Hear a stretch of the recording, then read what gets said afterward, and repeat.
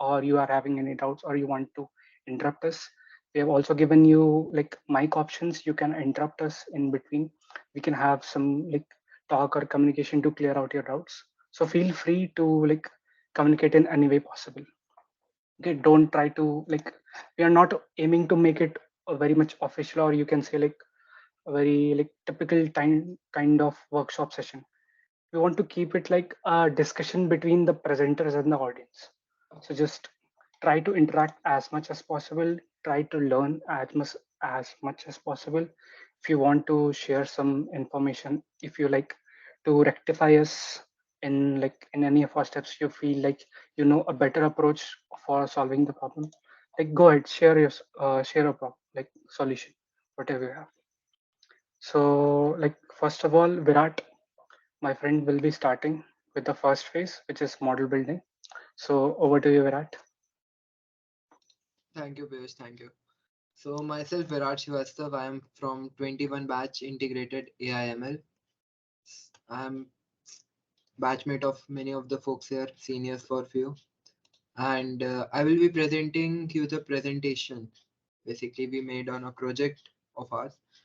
We use random forest for this, and we started by typical collection of the data, processing it, figuring out the methods to get the best out of it, selecting an algorithm, then training it. Deployment part will be done by was done by uh, Piyush. So I'll be sharing my screen here. So is it visible? Yes, it's visible. Yes, sir. Is it visible Guys, I'm now? sharing the deployed project link. You can check out. Yeah, continue, Virat. Yeah. Is it visible? Yes, yes, it's visible. Okay. So first part will be the model building. Okay. So I gave you a brief introduction. I'm a third year student at VIT, and this is my LinkedIn account. And I'm tech team member and a developer at AI Club VIT Bhopal. So overview of AIML. So for everyone who is joining us, they are from different branch. So just an overview. AIML is a broad branch of what we say machine being able to carry out various tasks on its own intelligence. Okay. So the intelligence is basically made for it by the machine learning process. Machine learnings create AI. That is the baseline concept you can say. You use various smart algorithms for deployment of a various task. Depending upon the type of task, there will be a different algorithm, different type of machine learning process. And on basis of that, an algorithm is used to create a specific type of AI. Now, going over to the type of machine learning. So there are three type of machine learning: supervised, unsupervised, and reinforcement. So in the supervised, as it suggests, we are giving a training data with labels mentioned in that. Example, regression and classification. Unsupervised, where the data labels are not given. Basically, we don't know what is the output class we are looking for. Okay. We will get some idea of it when we process it through algorithms. We get the idea that this is the field that is supposed to be giving some relations between the input we have given. For the reinforcement learning, it's about experimentation and exploitation. That's the baseline of it. We use an agent, or what we say a piece of a model, which do some certain actions. On basis of that, those actions we provide reward or punishment. This action should be is governed by policy. Policy is basically the thing that controls it. Basically, this is right, this is wrong. That is a policy. And reward and punishment functions are there to govern those policies. The task of this agent is to get maximum reward. So for different type of task, there is different example. Regression is for software in learning, supervised learning, and classification, basically predicting a label or a category. Okay. Unsupervised is for clustering, finding groups within the data set. and dimensional reduction, basically reducing the unnecessary fields from the data set and finding the important things that matters for output. Reinforcement learning can be used in playing games, robotics, autonomous vehicles. Basically, I said experimentation and exploitation. Okay. So moving on. So what is the definition of random forest? As I told you, we will be working on random forest today because we used a project. We experimented with a different set of algorithms. Then we found out that the best algorithm is for this specific kind of project is random forest. So for random forest is an ensemble learning. Ensemble learning means you're combining a lot of algorithms, set of algorithms together and combining the results of it. Basically, a random forest is a collection of decision trees which you combine, aggregate, and gets the output. Based on voting or averaging, there is a different policy for each of it. Can work out many methods. So you have seen the diagram here. The data set is there. On a same data set, you can get multiple decision trees. Okay, because it is involving decisions, some set of rules basic based on nodes. I will be talking about that moving forward. So those nodes will get some result. We'll be taking the majority or average. The whatever is better, we will take that value, and that is a final opinion answer. So random forest is a collection of decision tree. Decision tree is also known as ID3. Okay. So that this algorithm basically constructs a what we say parameters and separates two kind of different categories. Okay. Just for classification. So now when we move upon this decision trees, it's for regression of individual trees. Okay. Decision trees are connected and the regression is performed on those to find the random forest. Now, I talked about ensemble learning. Basically, multiple models are combined together to get the output. So in ensemble learning, there are also you can say various types. Basically, you can take a single algorithm and combine various results of it or iterations of it and to get the best value. Okay. So by bagging it, this process is called bagging. And there is another kind of ensemble learning where you can use different kind of algorithms to combine their results together using a policy or a specific set of rules which govern the what we say value of the model. Like some model has a higher value, the output has higher value, some has lower value. Value means the I'm talking about the price, the valuability of the output. I'm not talking about the numerical data. I'm talking about the value, which is more valuable output. So that is taken. Some fields are more valuable than other. We use confusion matrix and uh, heat map for that to find the values for those. Correlation matrix also. Now moving forward to the concept of decision tree. So decision tree is like a flowchart. It has a root node, basically the starting of the node, this, and then end node, leaf node, what you can call it. Okay. So basis of on the basis of the data, it analyzes the data, it forms some rules basically around the data, how it's spread, where it is going. On the basis of that, it forms some rules. It do a binary classification 0 1 0 1. On the basis of it, it divides the whole rule set. For example, this is the root node with the data input. We are getting a data rule number one, rule number two. If this is yes, it's going here. If this is no, it is going here. Then say the output is no, then we are going here. Then we have to get a yes. It goes here. No, here, red, yes. Okay. Depending upon type of configuration we are making in the hyperparameters, this particular statement can be varied. Okay. In the random forest, we combine all these ID3 algorithms graph we get and we produce an output. Basically, the nodes are green and red nodes are the output, and the other nodes, all these rule nodes are the combination of all the nodes. So here's the key concept. I talked about the root node, the top one. I talked about the decision node. The decision node is a rule node, which I'm calling it. This is a rule node. Yes, no, zero, or one based on the coding we are doing, the rules we are making. Branch arrows basically connected. Leaves are there at the terminal ends. So final decision. Okay.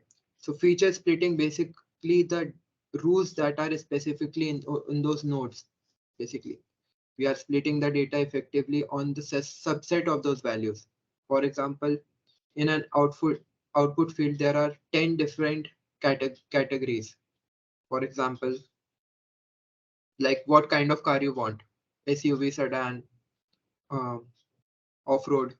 You can just count these three. I don't remember much of those car. Racing car, you can call it. So when you take these things together, so there are four possible outcomes we are talking about. So all these four possible outcomes should have some certain set of rules. For this kind of terrain, there should be this kind of vehicle. According to that, the rule will be decided and output will be decided. So decision rules are used for that. The probability is based on high or low, 0 or 1, or some ranged number. So prediction are the final classification that is done at the leaf node.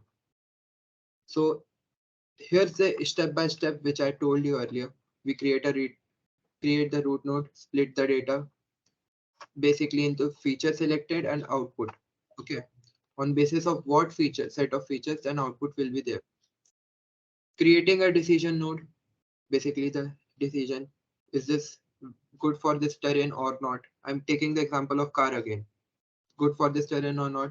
Does it have a specific speed for the requirement based on the rules we are taking? And it's a recursive process. Okay. Until the last node is reached, there will be some process. Oh, there is a further categorization. Yes. No. Depending on the output, we will get a category of that output field. So we will be making a predictions on basis of that. Okay, there are categorical data also output and numerical data output also. Moving forward, I think this, yeah. So how the random forest works. Before this, if anyone has doubt, they can ask. Hello everybody, can you guys hear me? I think the mic permission is available for all of us. Am I right? Yeah. My Can you guys permission see is the mic permission? Everybody in the session? Just turn on your mics and say something. Hello, I Bhargav. don't think I'm receiving response. Yeah. Yeah, I'm expecting some response from our 22 batch. Hello guys.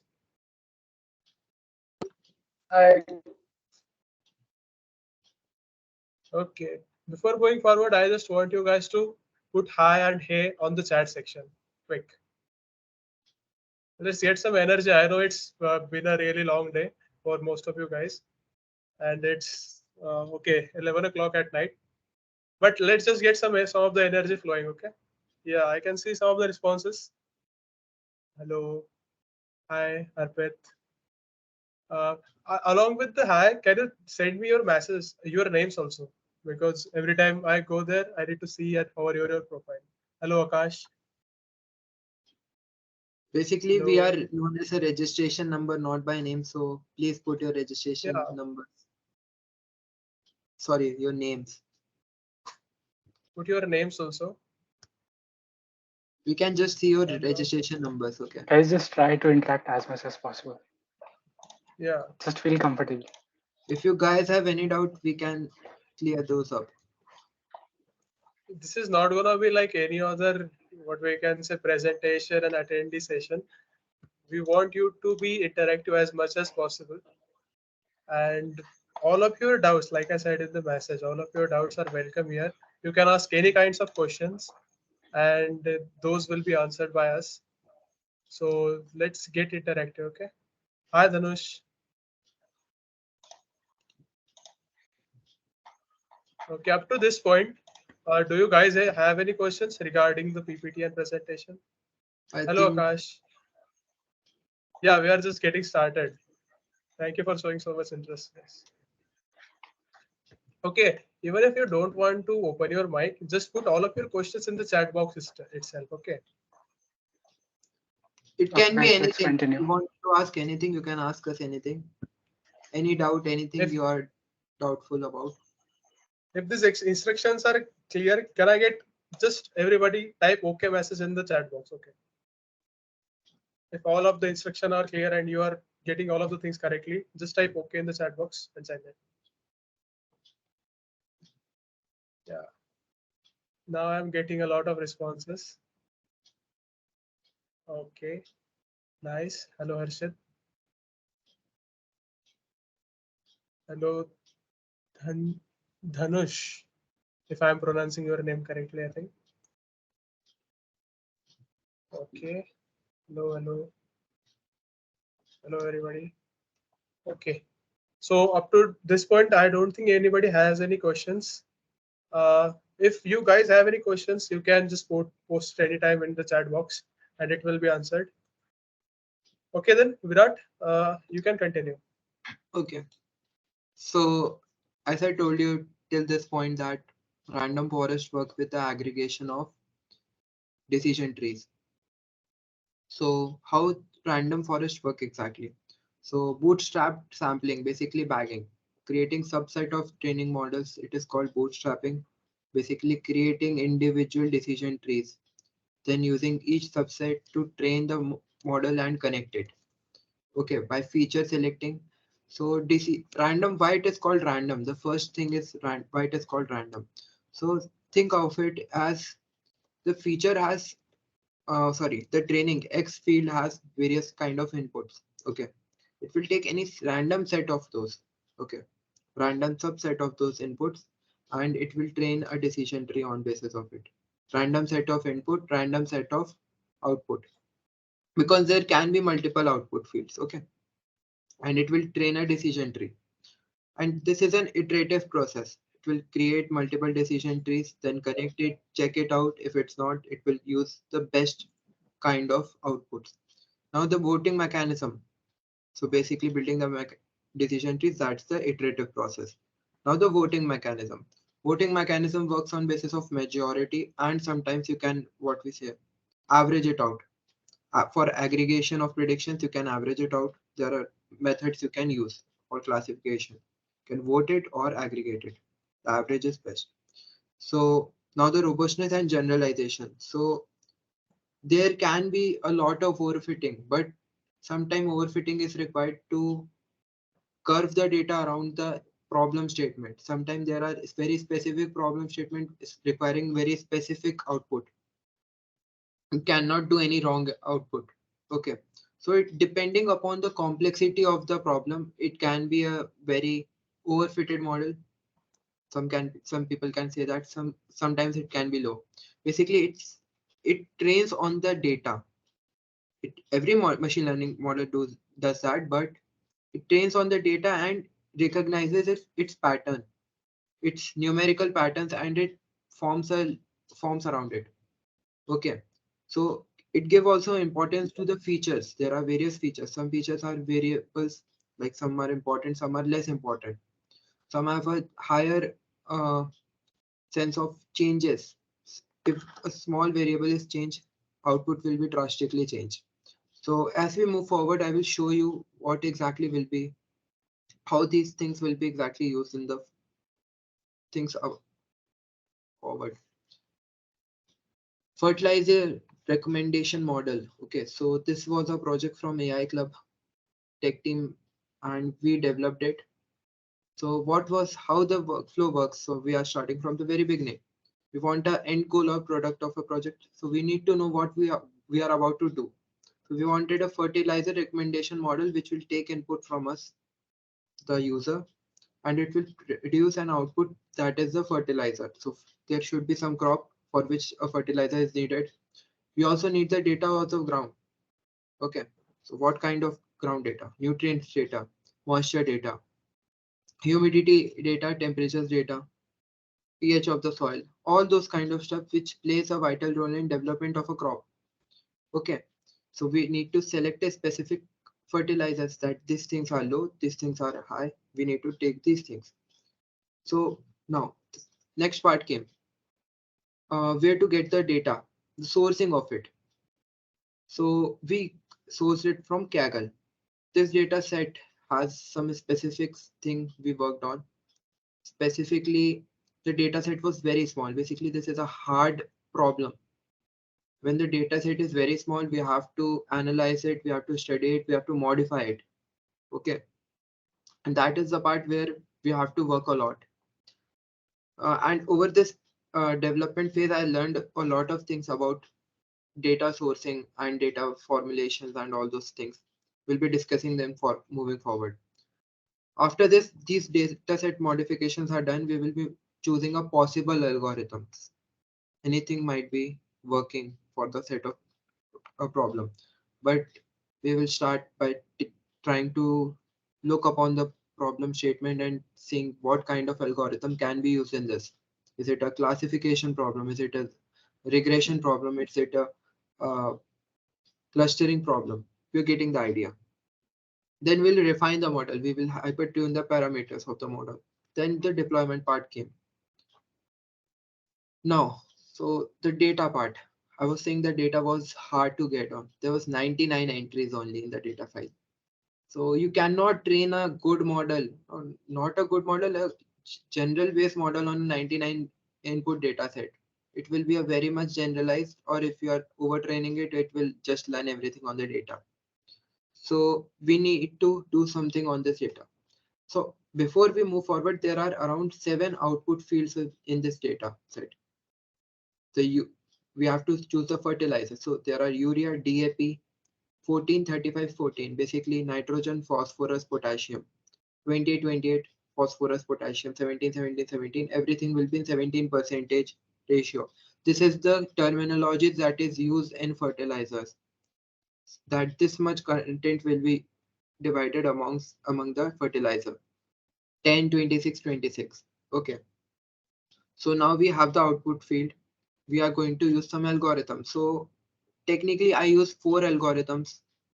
I was just playing around with data. First was linear regression. Maybe it will fit, maybe it will not. It didn't. Neural networks, I thought the probability will be used. No, it didn't. Support vector machine, possibly curving around the data. It might cluster it sufficiently and we can use the regression in a better way. No, it didn't. So we use random forest. We use the decision based on the input and output. We have 1 output field and 7 input fields. Okay. There are also other challenges. Data was inconsistent. Okay. And it was 99 entries only. For every sort of cluster fertilizer names, we have a different amount of data. It was not equally distributed, like 7 entries for urea, 15 entries for DAP. Not equal amount of distribution in the fertilizer output category if we are talking about. And imbalance, what I talked about earlier, imbalance of data. Now the local variation, basically from a geographical outlook, data is different, soil is different from one place to another, even for same kind of soil. Black soil in Bhopal is different from black soil in Nagpur. Both of the regions came in Deccan Plateau and black soil region. So that is different. Crop data is also different. Different crop require different kind of nutrient. Okay. So that is also an essential thing which we have to look upon. Scalability. So how many people can use this? How many regions this is an applicable thing? Basically, the data set is sourced from India, so we can say this data set is usable in India, or it is sourced for the locals. Now, the local variations, and these are the very minute factors which will affect the data set. Now, the inaccurate data I talked about, we have 99 entries, so we have to increase this data because 99 entries, you cannot train any model on it. Practical model I'm talking about. So first what we did was, so on the parameters, every parameters, so I did double the data by, sorry, triple the data by adding +1 value to it. If there is an entry of nitrogen 37, so I added it +1 38 plus -1 37. I did this for every single entry. So we have double the data generated. Combining it, triple the data. 99 into 3, we got around 297 data entries. Okay. After moving forward, then we have to it was nearly 300. Okay, so we have to make it more. So I duplicated the data. So it was around 600. This was a sufficient amount of data which we can train. Although it is not very much what we say perfect because we just duplicated the data, but it was sufficient enough for us to move forward with something. Some rules can be created. We shuffled the rows and columns because decision trees work on the arrangement of data. Basically, if you rearrange the data, also those things are affected. It's a highly what we say mm, reactive algorithm. Basically, if you change anything, the output will change. Now I use one hot encoding. So what is one hot encoding? This was the part I did in the code. I will be showing it very soon. So one hot encoding is basically use changing categorical data, word data, string data to a numerical data. Basically classifying it as a number 0, 1, 2, 3, 4. So where you are getting a categorical output number. You are just then recoding it to the output. So for example, you have three colors, red, blue, and green. So one encoding, what it does is red color will be allotted 0, green color will allotted 1, blue color will be 2. And then it will be recoded and we get the output back because we know what color belongs to which coding. Now I will be showing the code. So is my screen visible? I Yeah, think yeah. you're still in the presentation side. Okay. So I think I have to change the outlay. At this point, Okay. anyone has any doubt? I यहाँ had पे a सारे doubt. Hindi में comfortable है क्या? Sorry to interrupt. What's your name? Soumya, if I'm pronouncing it correctly. Yeah. From Yeah, go ahead. I wanted to. I think I missed the part where you double augmented the data. How with the parameter changes? How does doing that help us? okay. So let me show you the data, okay, first, so you will understand it better, okay. So let just a moment. You able to see my screen? Yeah. Is it too small for you? Like the text is थोड़ा सा way zoom too कर दे Virat. small? Just a moment. Is it visible or should I zoom more? A little more. थोड़ा और. I think this much will be enough. Nice. Okay. हाँ ठीक है. Okay. So let's remove this. First, let's get to the data. Okay. So this is the data expander file which I made. Okay. You see this. So temperature 25 degree. Okay. You're seeing my screen? Soumya? Ha. Okay. So temperature 25 degree. If we increase the temperature by 1 degree, in a practical outlay I'm talking about, 1 degree won't change any, won't have any practical effects on the crop, right? 1 degree below won't have any practical effect on the crop. Similarly, if we go for humidity, right? Yeah. Humidity, if we increase it by 1 point, it's not going to affect much. 1 point below, it's not going to affect the crop. This is the technical knowledge of the data set. You have to, I said, I'm sorry, you have to study and analyze the data set, right? So this is the technical knowledge which you should assume and understand about the data. Now moisture, a single percentage of a moisture is not going to affect the crop. If it is low, it is low. If it is high, it is high. It's a range. It's not a specific designation that this much is high, this much is low, right?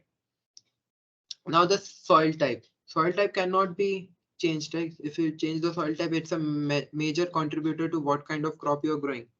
Crop type, definitely, it cannot be changed. Nitrogen +1 -1, it's a percentage amount, okay? +1 -1 won't affect the data set. Now, if you have a 0 potassium, now I hot encoded it, it became -1. So that value is going to change to 0. I re-encoded the data set, then it became 0. Phosphorus, it became 0. If the value is going below 0, it will be stay 0. Okay. and the data set will multiply at the fields which it can be. Basically, if this 25 can be changed to 26 and this 0 can be changed to 1, it will be doing that. But if it is doing 24 and here it is going -1, so it will remain 24, but this value will be remain 0. Okay, I think you are getting the point I'm going for. Okay. Yeah. Okay, so I did this +1 -1. We have an original data set. First thing, 199 entries, that's counted 100. We get 100 positive +1 entries, 100 -1 entries. Three times 100, that is 298, or you can say 300 entries we got. Okay. Hello. Acha. Okay. Okay. For this, what I you are hope that saying is, answers your questions. Okay. Virat, just a second. yeah, Soumya, I hope that Yeah, answers it your answered my question. question. Thank you very much. Okay. yeah. Another thing मुझे सबसे एक frankly बात करनी है. ये session बहुत ज़्यादा casual होने वाला है. And I believe everybody is comfortable with using Hindi, right? Just use chat box and write if it's okay or not.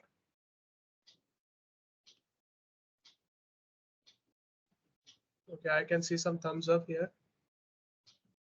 ठीक है, तो पूरा सेशन हम अगर आगे हिंदी में कंटिन्यू करें तो क्या ये अच्छा रहेगा? More thumbs ups. Okay. I think Virat हमें उसी में कंटिन्यू करना चाहिए because most of the crowd हमारी they speak हिंदी, तो थोड़ा और इनफॉर्मल हो जाएगा. और अगर तुम्हें Yeah. बीच में कुछ क्वेश्चंस हो, जैसे मैं बार बार बोल रहा हूँ, अगर कुछ बीच में क्वेश्चंस हो, you can use chat box और इवन माइक परमिशंस भी अवेलेबल है. You can just start your mic and say something and हम वहां पे होंगे, डोंट वरी. ठीक है. More thumbs up guys. Okay, I think we have one more question here regarding the scalability. If the data set was very big but still based on an Indian soil and crops, would the ML not adapt to the new data from other countries with the experience it had with the data set from India? Virat, do you want to take this question? I think I want to read it again. Just open the chat section. Chat section I को खोल think there is लेते हैं. a Q&A section and there is a chat section. Agustya, if Chat I'm section. like pronouncing it correct, right? So Agustya, like you are saying, like we have a data of our country, and like you wanted to like ask us like whether that same model will work on other countries' data, right? Like somewhat. Can you reply in the chat box? Yes. So you can't like be guaranteed about it. It will depend upon case to case how much like different topography or geology is of that country, because like it requires specific domain knowledge to like answer this question. Because like we are not agriculture students, we know like we can understand data from what data we have got. Okay, so we like kind of like establish or find relationships between data and build model on that. So if that same kind of relationship exists with another country's data or like agriculture data, then obviously our model will work. But sometimes it won't. Like for example, suppose many crops are like grown in India which can't be grown on other countries. For example, you might take millets or soybean, makhana, foxnuts. Like India is a like I believe I can't guarantee, but India is like I guess the largest exporter of foxnuts. So like if you take that case, like foxnut doesn't grow on many other countries. So like it is a very much domain specific thing. You can't like directly answer it. Like, did you get Piyush, what I'm I trying to think say? I agree with you on most of the part, but I think August is talking about if we are using this model and can it adopt to the specific needs of the region, basically. August, if I'm correct, tell me, okay? Hello? I think he's typing something in the chat box. You Like can you can always use your turn on mic, you your can mic. Yes, interact. yes, Okay. yes. Okay, so that is specifically what he's talking about. He's talking about the adoption of that model. Basically, that models, Hmm. what we say, mold according to the needs of the region. Okay, so in this kind of model, specifically not in random forest, what you do is, yeah, adaptability is, so what you have to do is you have to make a data link. You are inputting some data in the machine learning algorithm, right? You are getting an output. That output might be correct to you, might not be, because you are not using in the region of the intent. Okay. But when you're using it, you know that this is the correct output. There is a feedback loop. What is your expected output and what output you got? The expected output is same to the input output. Okay. Expected output as same as the output given by the model. Okay, then it's correct. It's an adaptive model. For that current specific situation, it is adapting to the specific needs of the person. But if it is not, we are giving the correct input to it. On basis of that input, it will train again. Like this is a specific entry and it should be iterated multiple times. So over the period of time, the model adapts to the need of the specific region and also has more data to learn upon. Basically, it's like continuous learning, loop learning, you can call it. Okay, so what you are doing is getting new data, inputting it through the model, training it again. It's a loop. It is hosted on a cloud or somewhere it is hosted. Okay, that deployment part is mostly the expertise of Piyush. He will talk about it. Okay, I think that answers the question what you're talking about. We can do that, but not in this specific model. We didn't do that. Basically, taking the input from the user, like this output is correct or not. August, I think I solved it out. If you have anything else, you can ask. Understood. Okay, good. Nice. Anyone else? If you guys have any doubts, you can ask me. If not, ठीक है, अभी के लिए आगे बढ़ते हैं. हाँ, okay. Okay. So Virat, now let's move forward to yeah. Yeah, You're I saying was something? just saying that let's move forward for now. Yeah. Okay. I was saying my screen is being shared. Yes. Yeah, it's visible. Okay. So I was saying, so after this modification, we have this large data set. Okay, you can see here values are 0 for where there is value can be negative or that is 1. Okay, so we increased it, decreased it. And the output field is our fertilizer name. Okay, fertilizer recommendation. This is the XY field. These all are the X field. 7 input fields. Okay. No, sorry, 8 input fields. Sorry, I misread it. So now we move forward to the making of the model. Before that, I am going to show you the data which we doubled. Basically, I talked about we multiplied the data, right? We made it from 300 entries to 600 entries. So this is the 600 entries data. Okay. So we doubled it. Some entries are exactly same as the augmented data earlier. Sorry, expanded data. We augmented it by doubling it. So now this is the RF model, random forest model. So we imported the dependencies using scikit-learn processing, pipelining model selection, and using ensemble learning from scikit-learn and importing the random forest classifier. Now we import the data set. The data set has these following values. We opened it so we get the idea. Then we will select the unique values. So I talked earlier about there are indifference in amount of the data of a specific output field. Okay. So for 10, 26, 20, 10, 26, 26, are 42 fields only. For 17, 07, 07, there are around 84. For urea, there are 1838. So the amount of data available for a specific output field is different, right? So that will affect the model. It is going to affect the model because we have the less data on a specific field of requirement. So that is a setback for the model. Basically, it has not got much of the data which it can train on. Now we will use one hot encoding basically. Okay. So what it is going to do is it is going to encode the data basically. Soil type and crop type are a string kind of data. Okay. So it's going to set the values to them. Okay. Give specific values to them. So for sandy soil, you have encoding value of 4. For maize, it is 3. You can check it concurrently. For loamy soil, it is soil type is 2 encoded, and crop it is sugarcane and its value is 8, right? For the similar all kind of crops and soil types, we have encoded some values, right? Then we move forward down. Okay. Then we select what are the input field, what are the output field. Okay.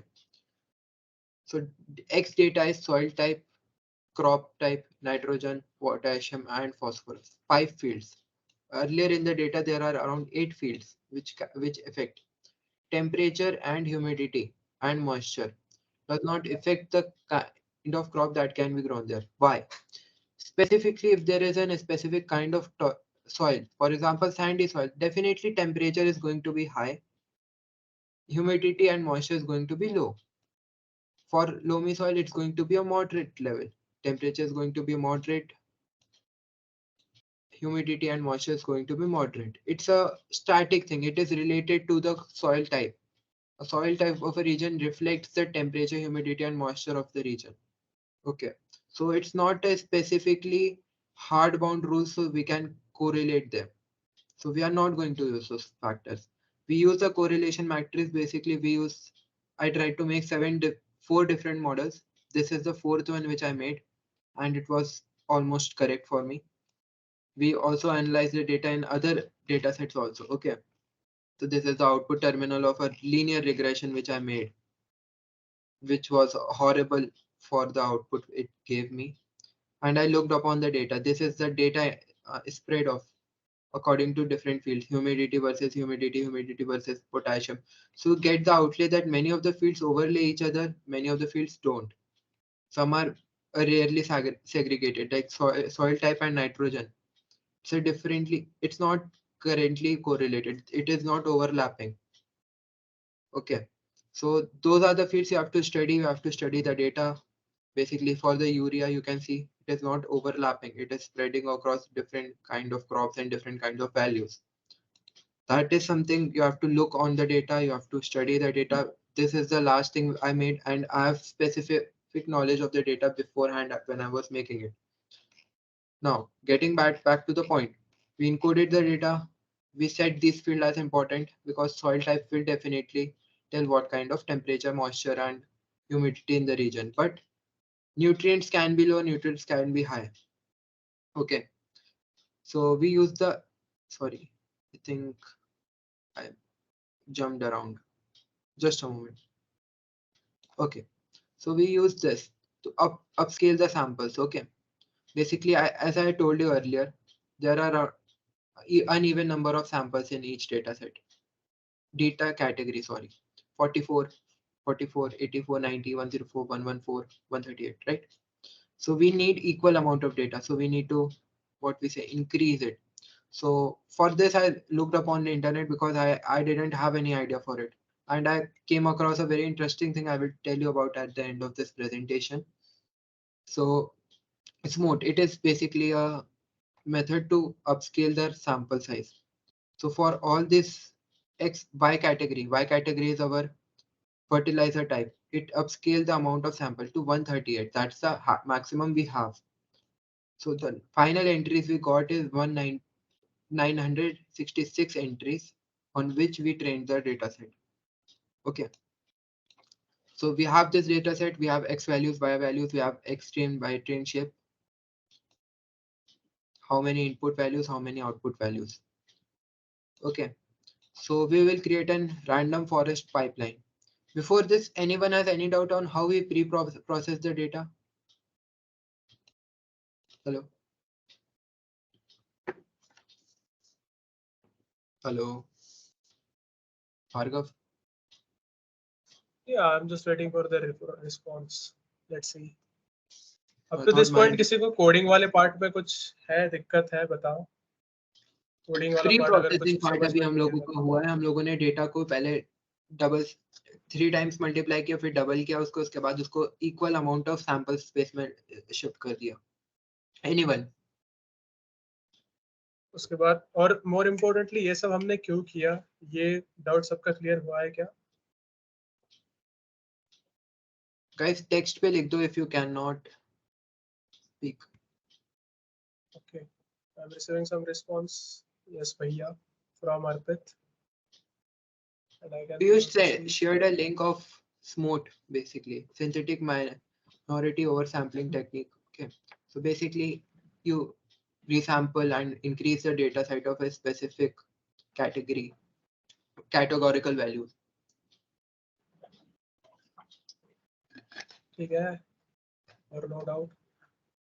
I think कुछ thumbs up दिखाई दे रहे हैं. इसका मतलब people are getting what we are trying to say. अभी तक अपन ने पूरा प्री प्रोसेसिंग वाला पार्ट डन कर दिया एंड आल्सो एक्सप्लेन कि हमने क्यों क्यों किया है, मतलब why we did all of those things. इसमें डेटा ऑगमेंटेशन हो गया, डेटा डबलिंग हो गया, and I think most of this things are clear everybody. Yeah. Okay. Okay, so I think we should move forward. So now we create the random forest pipeline. So earlier we imported libraries for random forest. Okay, making the pipeline and confusion matrix and other things also. We will be using those things. So we'll be making a standard scalar. Okay, using the pipeline.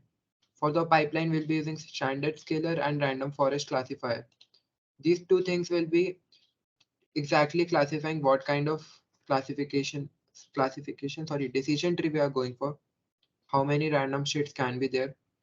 Random states basically define how many experiments or subsets it can take. So at this particular instance we took 18, we mentioned 18 here, the pipeline diagram also. 18 dataset, 18 classification random states are taken.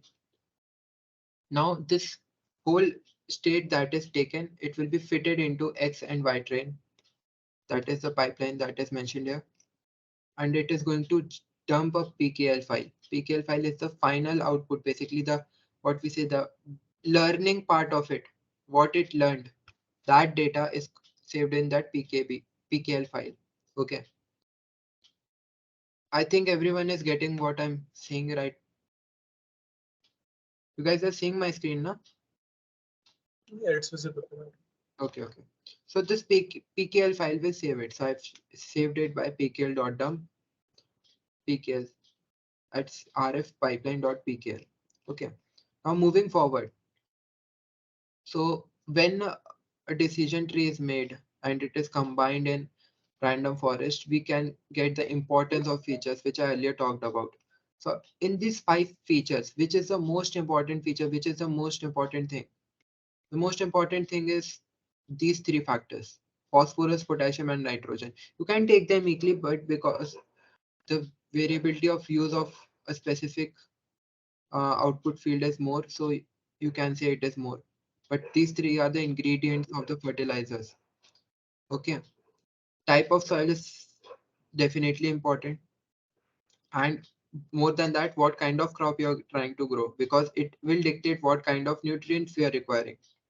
So feature importance, we are getting it. 40%, around 37%, around 27% for each of these, and remaining these. So now we will have to visualize what the decision tree is looking like. Earlier I told you in the PPT, if I will shift my screen just for a moment.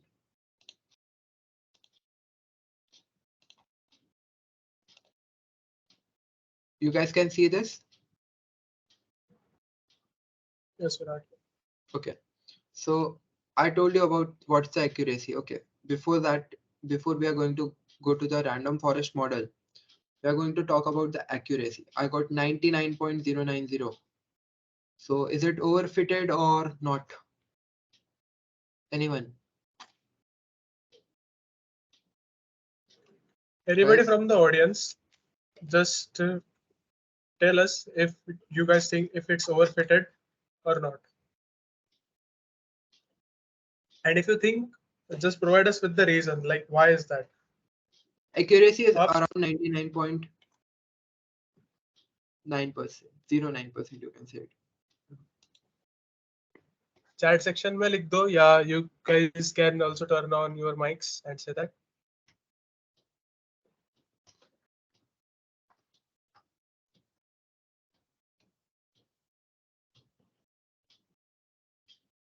Yeah, It's it's over. overfitted. It's over. Okay. And why do you think that is? Yeah.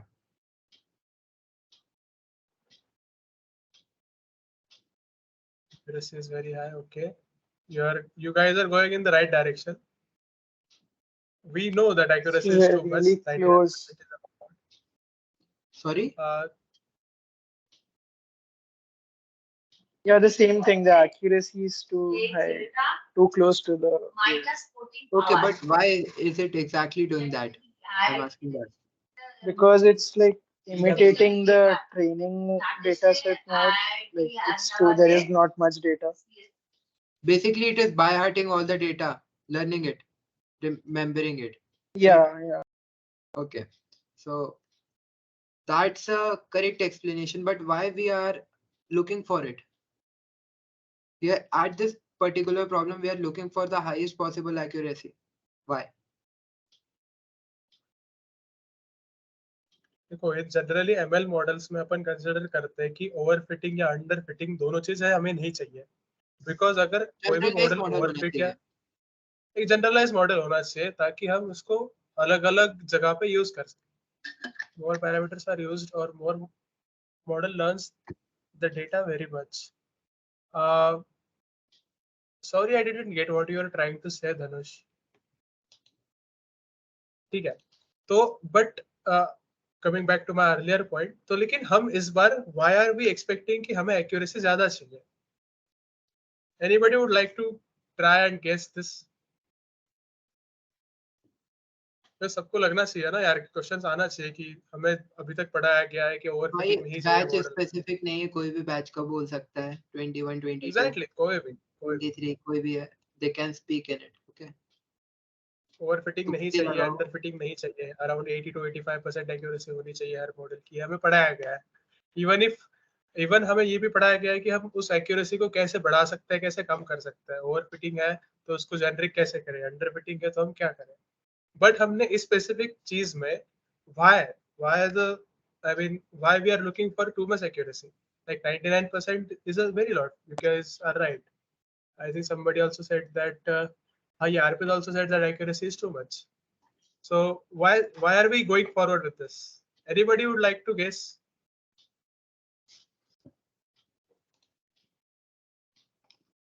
So Is who it all are because it is to be expected that because हमने range ज़्यादा नहीं दिया है data के इसमें? मैं एक hint देता हूँ ये डेटा के रिलेटेड नहीं है डेटा सेट के टाइप के ऊपर भी रिलेटेड नहीं है या इसके ऊपर भी रिलेटेड नहीं है कि हमने मॉडल को कैसे ट्रेन किया any other cases guys guess work चल सकता है यहाँ पे. हाँ क्वेश्चन हाँ आंसर नहीं है. कोई नहीं दिक्कत नहीं No, जो भी तुम्हें time लगे सही complexity is not, it's just a click from getting trained. Time complexity is not a thing here. Exactly okay testing data set पर कम validation accuracy is it because of the time No. तो I don't think I am not getting what you are trying to say actually Arpit तू mic on करके भी बोल सकता है अर्पित ठीक है हेलो. हाँ भैया ये ट्रेन डेटा सेट पर इतनी एक्यूरेसी आ रही है ना? या हम लोगों जो स्मूथ करके हम लोगों ने डेटा सेट 966 एंट्रीज का बना दिया था, उस पे हमारी हाँ. एक्यूरेसी आ रही है 99. ओके. तो जो अगर मतलब मॉडल की एक्यूरेसी इतनी ज़्यादा है तो अगर हम उसे टेस्टिंग डेटा सेट अगर मॉडल ओवरफिट कर रहा है तो फिर अगर हम टेस्टिंग डेटा सेट पर मॉडल को टेस्ट करेंगे तो ऑफ कोर्स फिर वो प्रेडिक्ट सही से नहीं कर पाएगा, जो कि मतलब ओवरफिटिंग का तो मतलब यही होता है. You are going in a bit right direction, but हम लोगों ने we are targeting specifically high percentage of accuracy जितनी possible हो सके. उसका रीजन ओके. क्या हम ये पूछ. कुछ आइडिया तुक्का कुछ भी thoughts on your mind.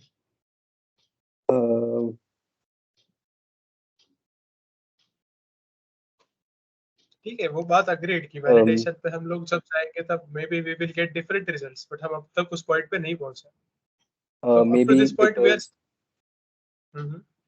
false positives कम करने के लिए. You are getting close. Somewhat getting close you are. Okay, so बहुत देर से सस्पेंस बना लिया. I will clear you. Okay. ठीक है. Let's switch back to the screen.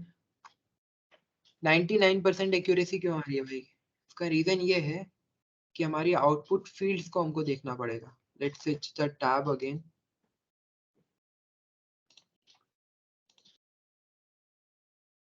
Guys are seeing this? Yeah, it's visible. Okay. So let's look in this. Okay. इस data field को एक बार read करो. हमारे इनपुट के हिसाब से सिर्फ हमको sandy, barley, nitrogen, potassium and phosphorus इन 7 कैटेगरीज से मतलब है. Okay. And we will be taking all these inputs to get this output. Okay. Basically इन सब चीजों के लिए ये चीज की जरूरत है. 170707 बेसिकली ये एक डेटा एक काइंड ऑफ फर्टिलाइजर होता है जिसमें यहाँ पे स्पेसिफिकली लिखा है नाइट्रोजन 17 पॉइंट्स और ऐड होगा. पॉइंट्स मतलब परसेंटेज. 07 होगा परसेंटेज फॉस्फोरस पोटेशियम का और 07% होगा फॉस्फोरस का. हर एक वैल्यू को हम लोग एक स्पेसिफिक नंबर से इंक्रीज कर रहे हैं for a specific crop. Let's search for barley again. Okay. So we got barley. Look here. यहाँ पे डेटा सेट में ये दो एंट्रीज बिल्कुल जीरो तो इन दोनों को बढ़ा दिया जाएगा. 18 and 0 will be increased. Right? नीचे जाते हैं. सेम है. यहाँ पे कौन सी वैल्यू स्पेसिफिकली कम है? 35 के अराउंड की रेंज पे हमको इसको पहुंचाना है. ये वैल्यू बढ़ानी है हमको सैंडी सॉइल में बार्ली के साथ. नाइट्रोजन की वैल्यूज हमको 14 है उसको अराउंड 20 के अराउंड पे रीच कराना है. ऊपर हम लोगों ने जो डेटा सेट देखा था जिसकी वैल्यू ये रही. Right, you are seeing this data set or it was on the very much top of it? Right, ये इधर था. Yeah, see this 13 इसकी वैल्यू हम ऊपर पहुंचा रहे हैं. 20 प्लस ले जा रहे हैं हम सारी वैल्यूज को. On a different kind of output field एक different kind of fertilizer की नीड है. ठीक है. कुछ जगह पे ज्यादा कुछ जगह पे कम डिपेंड. इसके साथ और भी फैक्टर्स हैं हमारे temperature humidity and moisture but वो बहुत छोटे छोटे फैक्टर्स हैं. They are negligible but they are also there. कुछ फील्ड्स में इन सब की जरूरत पड़ती है कुछ फील्ड्स में इनकी जरूरत पड़ती है. ठीक है. But we can not recommend a wrong thing क्योंकि यहाँ पे wrong thing is technically a medicine. आप रॉन्ग आउटपुट दे दो या फिर रॉन्ग कैटेगरी न्यूमेरिकल वैल्यू थोड़ी दे दो ऊपर नीचे 10-15% कोई फर्क नहीं पड़ता. But if you are giving a wrong categorical output आप ऐसे समझो हार्श टेरेन में आपने रेस कार का आउटपुट दे दिया. You're getting the thing. वो कार भी ट्रैश हो जाएगी और जो रेस टेरेन था उसकी बात अलग है. ठीक है. आप गलत जगह पे गलत चीज का जब प्रयोग करेंगे तो गलत आउटपुट आपको मिल जाएगा. और गलत आउटपुट चाहिए नहीं यहाँ पे. हमें बहुत स्पेसिफिक आउटपुट चाहिए according to different conditions of temperatures and all. You are getting multiple outputs. उसकी एक डिसीजन ट्री बन रही है. डिसीजन के रूल्स है. Now getting to this decision tree output का परसेंटेज इसलिए मैक्सिमम लेवल पे ज्यादा चाहिए था. अब एक चीज यहाँ पे ध्यान रखने वाली चीज है. मैं अगर अभी ये मॉडल रिट्रेन करूं ये डिसीजन ट्री अलग हो जाएगी. एक्यूरेसी वगैरह उतनी ही मेंटेन रहेगी लेकिन ये डिसीजन ट्री का जो आउटलुक कैसे कहें विजुअलाइजेशन है दिस विल लुक डिफरेंट. मेरे पास 2 या 3 डिफरेंट टाइप की इमेजेस जनरेट हुई थी जब मैं ये पीपीटी की प्रिपरेशन कर रहा था. सो एक्यूरेसी वगैरह एक्यूरेसी मॉडल 100% टच कर रहा है. Okay. So according to different kind of output हमें डिफरेंट काइंड ऑफ इनपुट्स की जरूरत पड़ेगी. ठीक है. एक पर्टिकुलर आउटपुट के लिए कई सारे इनपुट हो सकते हैं. आई एम गेटिंग राइट ना everyone is getting what I am saying. Okay. एक पर्टिकुलर आउटपुट के लिए बहुत अलग अलग काइंड के इनपुट्स हो सकते हैं और उन सारे इनपुट्स के वेरिएशन को हमको ट्रेन करना है. ठीक है. So we should get as Can you many hear as. me, Virat? Hello. हाँ. I think your video is lagging. And one more thing, I think we are getting close to our ending time. So Yeah. maybe I just know. I just observed it. Okay, so I will just complete it. So this is the reason why we will be using highest possible accuracy, because we are getting a categorical output. Okay, so here we are getting a correlation matrix, confusion matrix, and precision and recall is maximum because it is highly, what we say, bending around the data. When we will get more input data values, it will have a higher accuracy. Likewise, August said we can, what we say, train as the inputs are being used. Like when we are deploying it, anyone is giving input in it, and we are training on basis of that. Okay, so on in this way we can get a better model. This is not a very much perfect model, but it's the perfect we can get at this possible moment. So this PKL file which was generated, right? I can try to open it in text editor. Something gibberish which I can't understand. Okay.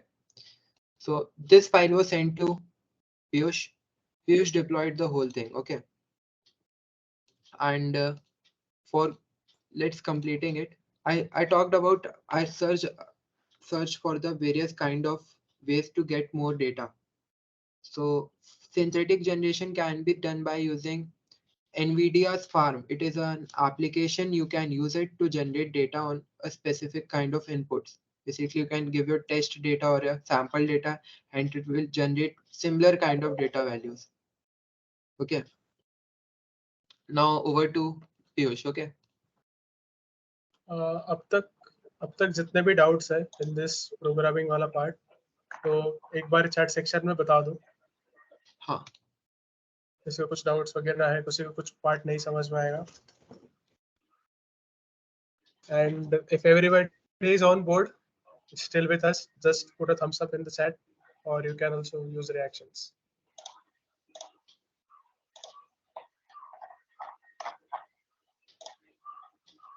Yes, somebody's raised their hand. Okay, maybe it was an accident. Guys, if you have any doubt, पूछ लो यार. बाद में नहीं रहना better रहता है. More importantly, yeah, हमें पता है कि थोड़ा रात हो रही है, सबको नींद आ रही होगी, but just अभी क्या भी डाउट क्लियर हो जाए, बाद में यहाँ पे ज्यादा इंटरैक्टिव सेशन होने वाला है, इसलिए. ओके, आई थिंक अगर किसी का डाउट नहीं हो तो Piyush, we can proceed.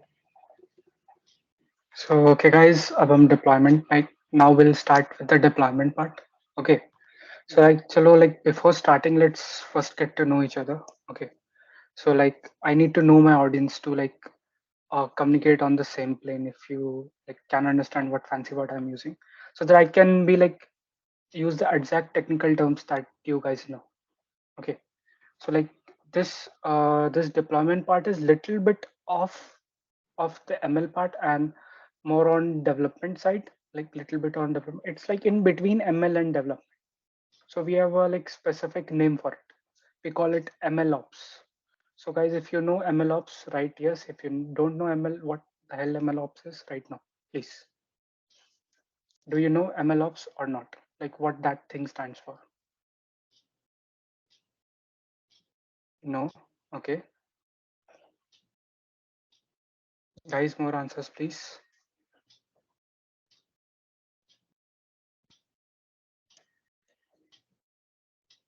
Yes. Okay, who is this yes guy? Arpit, great.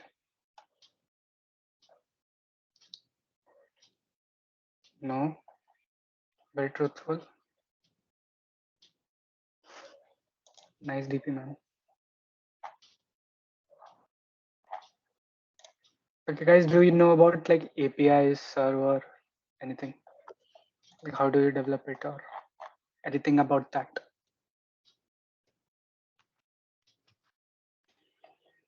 Okay, so you guys know about APIs, Arpit? Arpit, I guess you can come here and take the session. Okay, so let's start. So let me like tell you guys a little bit about me. So I'm the current web lead of AI Club. I'm Piyush Karme, currently in third year. So I'm like I have little knowledge about web, little knowledge about ML, and little knowledge about other domains like, for example, blockchain, and little bit about cloud. So I kind of can mix up all these technologies to develop a complete application. So for that purpose only, I was given this task of deploying this ML model. So what exactly is deployment? So we are going to cover that, and like how you can do it, like as your seniors Virat and Bhargav showed, like how you will first develop the model. Now our task is like how the your end user can use this model. So like basically you don't give them this model PKL file or this notebook. What we do is we use this model in larger applications. It will Your model is going to be part of a much larger ecosystem. So let's take an example. Let's take an example of Netflix. So like you all must be knowing like Netflix has its own recommendation model, recommendation algorithm. Basically, it uses AI. So like how does it use AI? Like the model is integrated into the software. So for that purpose, we need to deploy the model. Okay. So I'll start sharing my screen. Okay, so just confirm when it's visible.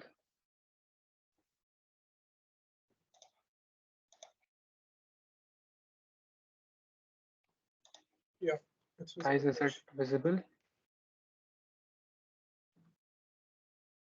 Yes, Piyush, yes, it is visible. Okay, great. Uh, is it readable? Should I full screen it or is it readable? Full screen करता है. Okay. So part two, deployment. So let's first get a like brief recap of what we did so far. Why is it changing? I don't know. Okay, so brief. Uh, just a second. So let's get a little recap of what we did so far. Okay. So we had our data set very like uncleaned, small, imbalanced data set. What we did is we first label encoded. We did the like encoding. We encoded the categorical column of the data. You guys must be knowing categorical. If you don't, write it in the chat box. Like Bhargav and Virat will try to clear it out. Okay. So we first did label encoding. Then we did upsampling. Upsampling is what we were calling SMOT, which Virat discussed, like doubling the data set or something like that. We That is what we call upsampling. Like we increased the sample size. Sample is basically data set. Okay, and that like upsampling is generally done to like reduce the data imbalance. If you don't know data imbalance, it's like there are like multiple categories in dataset, and like few class have many examples or like much data, and some classes don't have enough data. Like you can take the example of like credit card fraud detection or something like that. So basically more in suppose we have 100 data about credit cards, mostly 80% or 70% of the data will be non-fraudulent, like transaction went smoothly. Only 10-20% will be like some fraud data. So if you train your model on that kind of data, imbalanced data, your model will actually be biased, and there are high chances that in a production or in a live environment, your model might give wrong predictions. Then we did train test split. Google it. Simply Google it. What train test split is. Then we did scaling. We have scaled the data so that it better fits the model. Then we finally evaluated the model. Okay. So is this screen also visible? Can anyone confirm? Yeah, Yes, we are. it is visible. Okay. Yes, you are So visible. so this was basically the model, like a notebook which I got from like the ML team. Okay. So this we have already this notebook you guys have already seen, like what all they did. So now what you need to do for like deploying this model. Okay, so there are some dependencies, like some things that you need to like look into. Okay, so first thing is like I created a new file, like new notebook. So I retrained the model. So basically the whole process is same, but there are little extra steps that I took. So let me explain that first. See, open your minds and just try to follow what I'm trying to say. Okay, if somewhere you feel any like doubts, na, just like quickly prompt in the like chat box. Okay, I'll stop there and then and explain you. See, this is what our data is. What we need to do in this data. Uh, we need to like encode this sandy, loomy, or black soil. We need to encode this maize, sugarcane, and same for like fertilizer name. So basically, we need to encode soil type, crop type, and fertilizer name. After doing that, what we did is we scaled. We did scaling. Let's leave upsampling and train test for now. We we have to do label encoding. We have to do scaling. Okay. So what exactly happens is like when you try to like encode na, so what it will do is it will assign one particular number to each category. Suppose it here sandy is written. So if I use like the this label encoder package function, what it will do is it will assign one number to sandy, and sandy will be replaced by a number like throughout the data set. Suppose I assign 1 to sandy, then in throughout the data, Sandy will be replaced by one only, like no other number will be used. So it's like kind of a mapping, you can say. Here it's Sandy, here it's one. Here it's Lumi, here it's two. So you can say, you can like imagine it. Like, can you guys imagine it like a Python dictionary? Like where you have one category and one like label encoded to it. Okay. Then comes the next part, which is, let me show you. Where is that scaling? Ah, scaling part. And now what is scaling? Let's take an example like so that you can understand like what exactly I'm trying to address here. So do you guys know min-max scaling? Uh, let's first take the image.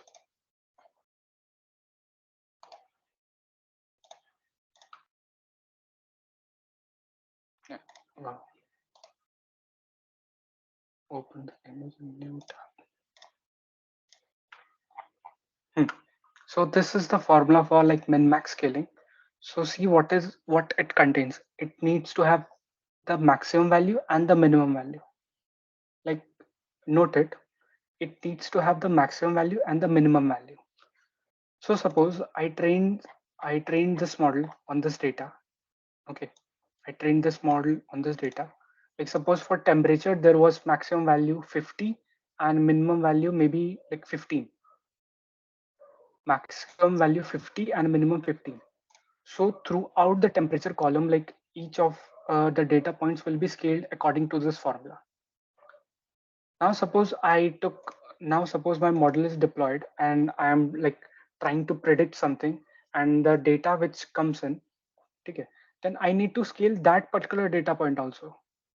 Okay, it can't be like just 27. Suppose like I give input 27 degrees Celsius or something, it needs to be scaled so that model can give the exact same prediction, like accurate prediction. So then again, I need to have those min and max values saved with me. You are understanding? If you understand it till this point, write something in the chat box. Yes, no, you are getting it. It is getting over your head or something. Yes, double exclamations. More answers, please. Yes, yes. Okay, great. So you're getting the point. Like you need to have these kind of like small piece of information, that how your model is trained, how your model like your data is transformed.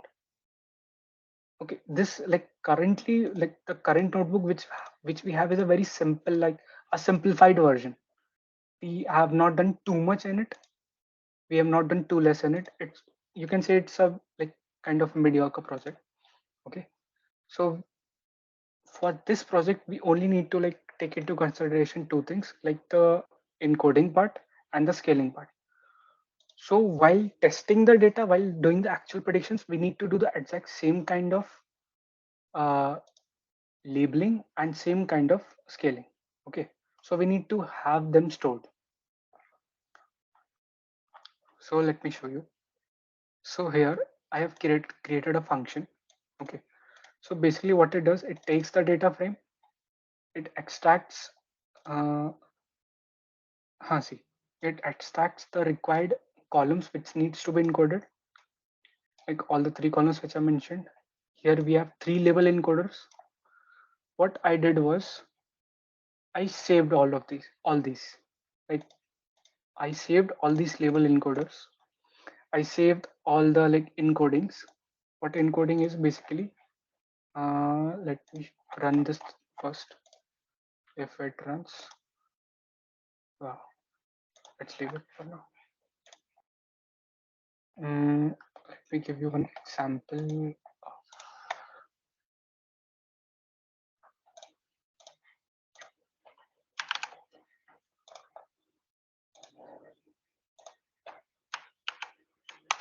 So you can take example like suppose it is sandy. I'll have one associated to it. Then you can say red soil. Then suppose two. So I can get this kind of a dictionary, Python dictionary, or like to be more specific, JSON or Python dictionary, whichever you understand more. Like we can get this kind of data so that we can like again encode the like incoming data. Okay, so that's what I like did here. You can like just copy paste this function to chat gpt and it will give you like exact line by line description of how it is being achieved here. Like the main point which I want to convey is like you have to like understand why that point is important and how like what procedure do you follow to like basically save it. Okay, so like you can see here I'm creating some dictionaries. Okay, now all the other processes are exactly same. We did the same upsampling, we did the standard scaling. Okay, we made the same pipeline, we used the same model, exactly same, and we trained the model, retrained the model. So basically what all things did we save there? So let's see. We saved the label encoders, we saved the actual model, and we saved the standard scalar object. Okay, guys, clear till now? Like what all three things we saved from the project? Guys, just write something in the chat box so that I can understand that you guys are clear or not. Then we can proceed further. If you have any doubt, just open your mic, use chat box, or use any mode of communication. Like just don't call me right now if you have a number. Not right now, please. Okay, great that you guys are understanding. If you have any doubts, like just be frank. Uh, uh, Sorry, I'm using a spam it in the chat box. Use your mic or use whatever. Okay. So now let's go back to our PPT. So now what we want to achieve is like we you understood the process which we followed. So for deployment, what we need is we need to automate this process. Like data should automatically come in. It should automatically get labeled and encoded. It should automatically get scaled. This whole process should be automated. Okay. And like from the transformed data, the data should go into the model and the prediction should come out. And then we'll take the prediction. So we need to create that kind of pipeline. And I like just like shared one link with you like for ML pipelines. You can go through it to understand more what pipeline means. So for deployment like is a very general term in machine learning. There are multiple interpretations of it. If you try to find it, there would be multiple ways like how you can deploy a model. So I just did it myself. I broadly classified into a few like techniques. So one you can say online model deployment and other is offline model deployment. So let's understand this first. So basically take an example of suppose what you can say your face lock, your phone's face ID. Okay, Apple's face ID, Samsung, whichever face ID you use, face recognition. So your face data is basically saved only on your phone, and your phone's processing power is used to recognize your face or identify like whether the correct person is using it or not. Understanding? Right in the chat box. You understood like what face, what I'm talking about? Like all the processing is happening inside your phone only. So what would that mean? The model which is used to learn, detect whether the accurate person, like the correct person is like using the phone is inside your phone only. Understanding? Yes, no, yes, no, please. Something. Yes, okay, great. And then comes the other side, the online deployment part. Okay. So online deployment part, take example of Netflix. Somewhere the model is deployed, somewhere Netflix front end is, somewhere back end is. I guess by now you guys understand ML server, front end, back end, right? Okay. So like whole thing is distributed. Somewhere is the ML model, somewhere is the front end, somewhere is the back end. And these all are connected, interlinked. Like whenever this front end like Netflix needs to like show you or recommend you what movies you can watch, it will contact the ML server will send the front end recommendations, and that recommendations will be showed to you. Okay, so that kind of deployment you can say remote or online deployment, something like that. These are not the exact terms that we use in industry, but I use this to like make the understanding process much more simpler. Here I have written some more examples, some detailed examples. Okay. And generally for like model deployment, what we do is we make ML servers and we use APIs. Guys, do you know what API is?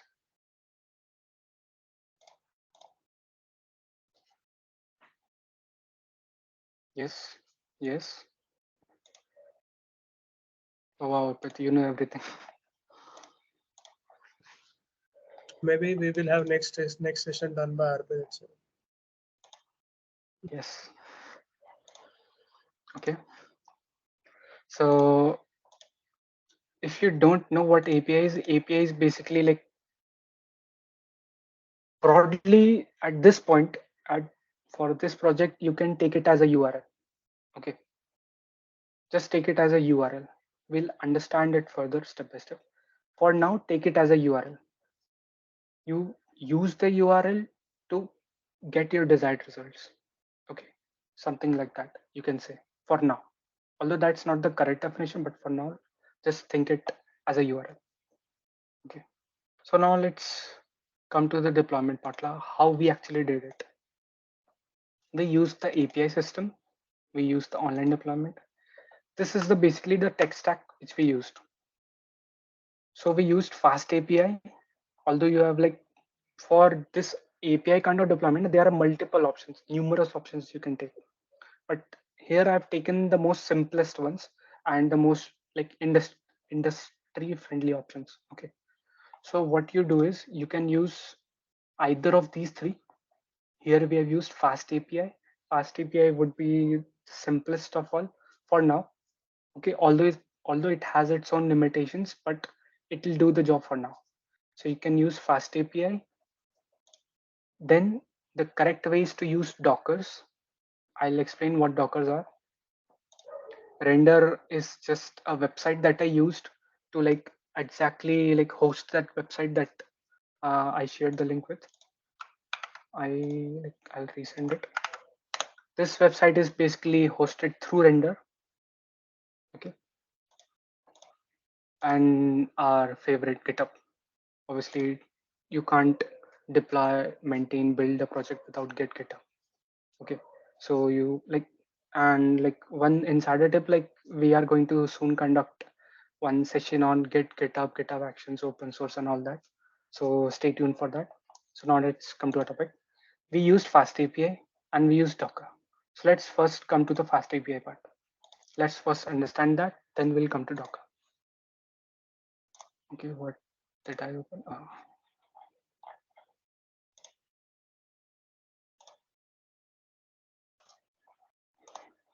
Okay, so this is the project. Like this is the actual code that is being deployed. Okay, so all the UI, front end, everything which you are saying is due to this code. Okay, so one Python file. These are basically just some important libraries that you need to import. Let's go to the main part. Okay, so these are two routes that I have created. Route is basically like you use that URL, na, that slash homepage slash teams page slash something. You can see it like that. So let me show you the example. Uh, hmm. So you can see like the base URL has this extra doc hash. So let me remove that. Let's hit enter. See, it shows hello world, and it's just according to the program. See, I've written like message hello world. Now I have used one different route slash predict, and there are two differences. One is the different route, and second is the like what you can say request type. One is a get request, one is a post request. Guys, do you know what get and post request are? Or I need to explain that? First, please reply in the chat box. You know, Arpit, as usual. Like, Arpit is an exception, okay? Let's leave Arpit. Guys, other than Arpit, do you know what get post request are?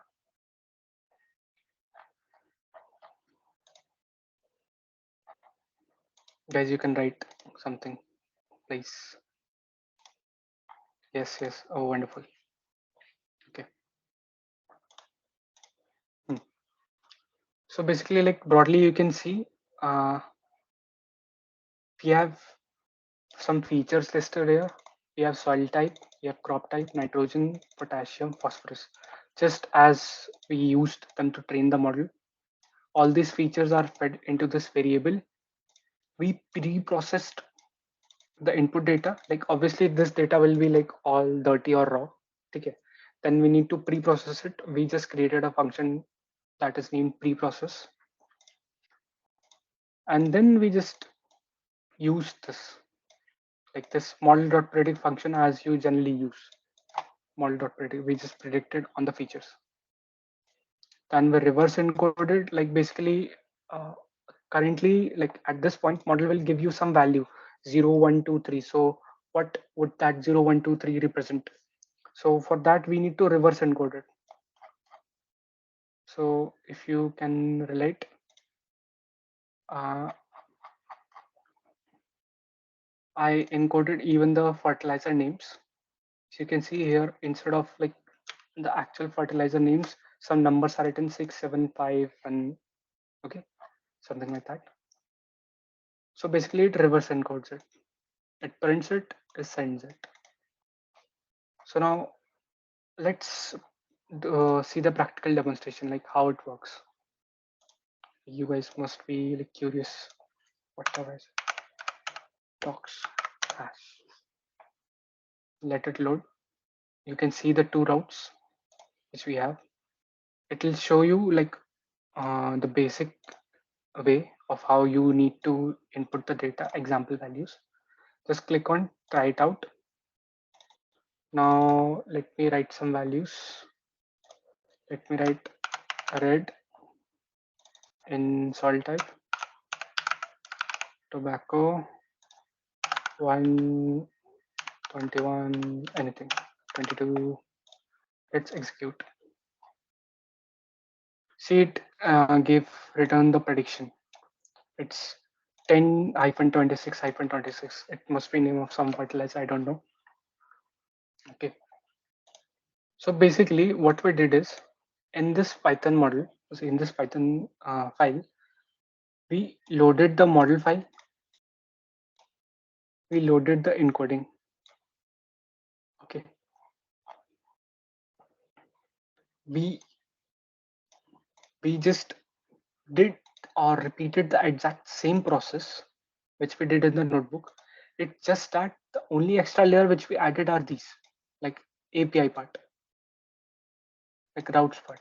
Other than everything or each of the process which is done here is exactly same as we did in the notebook. Getting the data, pre-processing it, predicting, and sending the prediction. Okay. So what, like, we basically achieved everything using fast API only. So why we need to use Dockers? So basically what Docker will do now, it'll contain or like containerize the whole project. What does it containerization mean? So basically you can know that like our current project had some dependencies. It needs to have fast API, it needs to have some Pythonic package, base model, or XYZ. It needs a certain Python version, it needs environment to work. Okay. So suppose I gave you the same, like this whole code, there might be cases that this file might not work on your system. You guys must have faced these kind of scenarios, right? Like where you have a running code on your system, you just shared that script to some of your friend, but then your like script stops running. So to avoid these kind of issues in general industry scale, what we do is we like create a virtual machine, kind of virtual operating system. We configure all the required things, like let me show you. It will configure Python 3, like Python 3.10, which I'm using. Okay. It has all the requirements, like the only requirement for this project is fast API, Pydantic, and scikit-learn. Okay. So I have like already told Docker that these are all my requirements, these all things you need to do. So to tell Docker that, you need to have this Docker file. There is a certain way to rise all these commands. You can learn it. If you are interested, I can send you some like tutorials on like what Docker is, how you can write your own Docker file. Then there is Docker Compose. It's basically like your virtual machine is running this code, but how can you access it? These are just like command line tools. Okay, you won't even like get some visual outputs like your code is running. So basically what I'm doing is I'm exposing its port, exposing the local port to my local port, 8000 8000. Okay, so this might be sounding a little bit technical, but guys, try to understand. Through fast API, what we are trying to build is a server, and server runs on some port.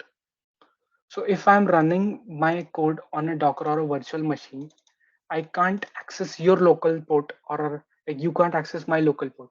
So what I'm telling Docker is like connect your local 8000 port to my local 8000 port. Okay, so basically in that way, I can you or like interact with the application. And this is just a command which we use to run our fast API applications. Wait, let me check. Mm, uh, I don't think it's there in my command prompt history. Mhm. I'll leave it. Okay. Let me just show you.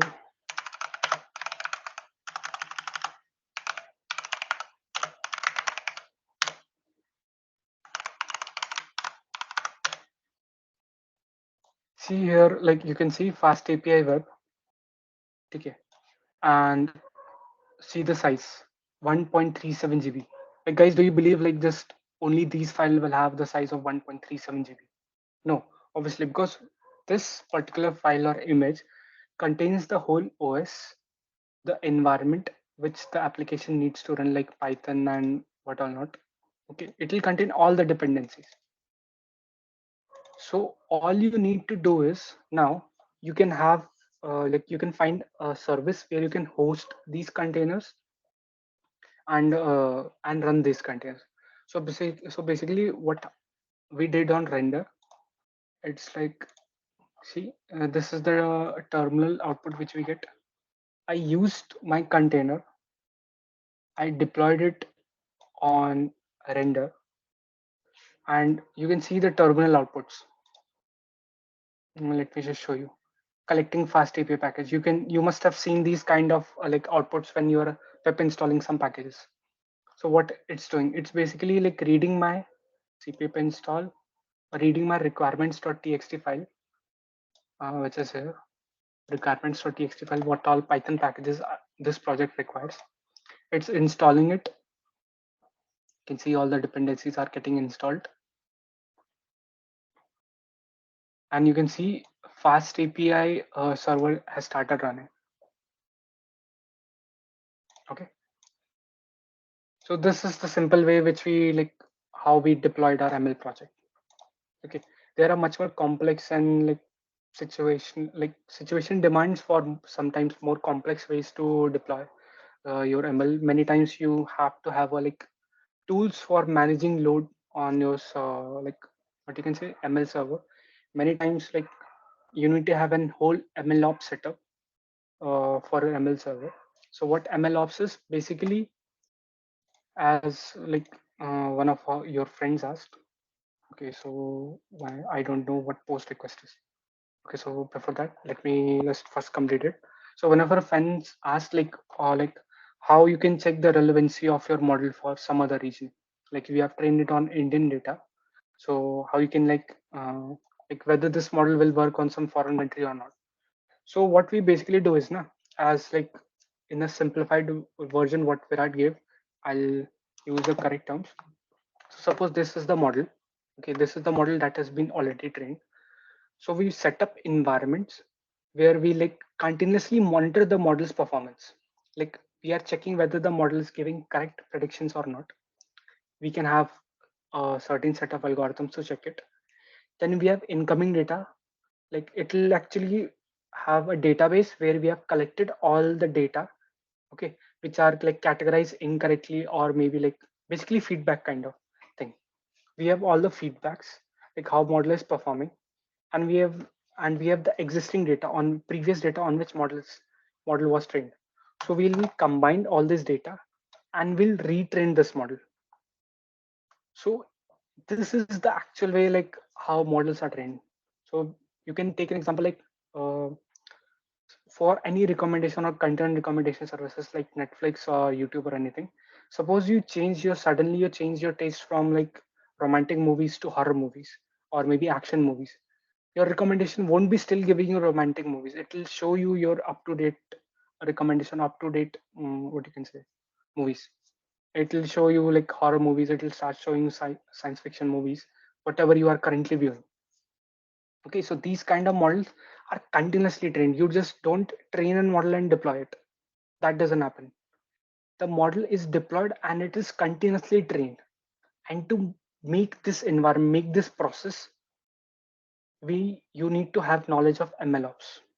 So MLOps is a broad field. You can explore it on your own. You can connect with Bhargav, Virat, or me, or like anyone which you feel can provide you the knowledge of MLOps. So this was from our side. We have this API. You can test it. I just showed you how you can use this API. You can also use this in your own web application. For that,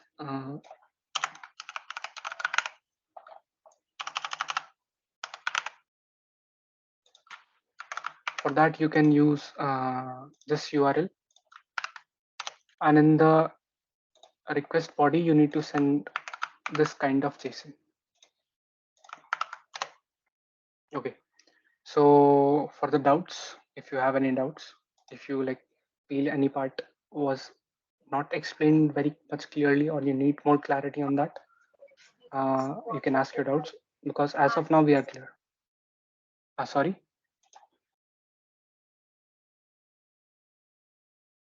someone was saying something.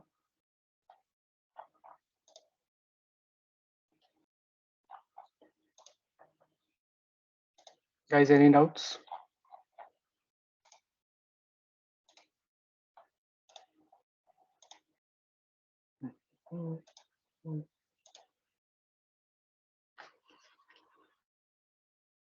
No doubts.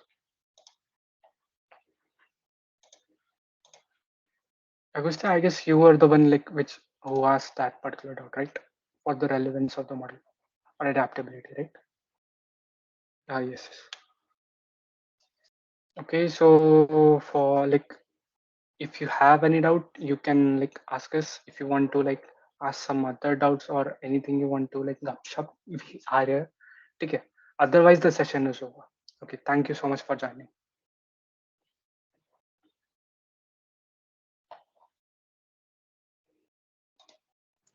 Hello guys, can you hear me? आवाज आ रही है क्या मेरी? Yes, Bhargav, we can hear you. Yes. तो first things first कि जो भी तुम्हारे आइडियाज या सजेशंस हैं वो तुम्हारे चैट बॉक्स में रहने दो, because this is gonna be our weekly podcast. तो नेक्स्ट वीक के लिए आपके पास कुछ I think we got one question here Piyush. What all files were mentioned in the Docker file that were supposed to be copied? Yes. So like for that copy command, let me show you. Like my screen is still visible, right? Yeah. Ah. So basically what we are doing is we are copying the required files to the OS, to the new OS Docker image. You need to have this model file, you need to have this encode.pickle that needs to be copied. We mentioned the working directory here. You need to have this copy requirements.txt. Okay. So without the model pickle file, you can't actually access the model again. So did I clear it out? I think that answers your Got it. question. Okay. Great. So put all of your feedback in the chat section. And if you have any questions after that too, you can also post it on the chat section and we will get back to it. And I would like to thank you, Virat and Piyush, for this amazing session. Thank you You so guys much. did it very well. And thank you all of those who listened us very well. And special Like thanks I to said, Anidda. Thank you, yeah, Bhargav. Like that guy is the main man behind the yeah, idea. he just called me. I don't think he's feeling really well. Uh, I think this is it for this week, guys. We can wrap it up. You can Hope you give your guys had a good feedbacks time. like, did you like the Yeah, session? Did you find it interactive or not? Did you learn something? everything you want to say, you If you want can any visit me. improvement, And there is also a Discord server. You can go there. You can post everything. Discord server is for our community building purposes. You will have a lot of opportunities there, so you can go and check that out. I hope everybody has a Discord link. Otherwise, I will share it here. Guys, we'll be yet sharing the code base of it. Okay. all the codes PPT used in will soon share it with you guys. Yeah, all of You the just coding files will join be the shared. Discord server and also on Yeah, this I will MS share Teams the will share Discord it. server link. Yeah, this is our Discord server's link. Go around, take a look. You will find many interesting things there. Okay, then, guys, we should wrap it up. It's getting really late. Thank you so much for being here. Yeah, that is it from my side. Good night, guys. Good night, guys. Jai Hind.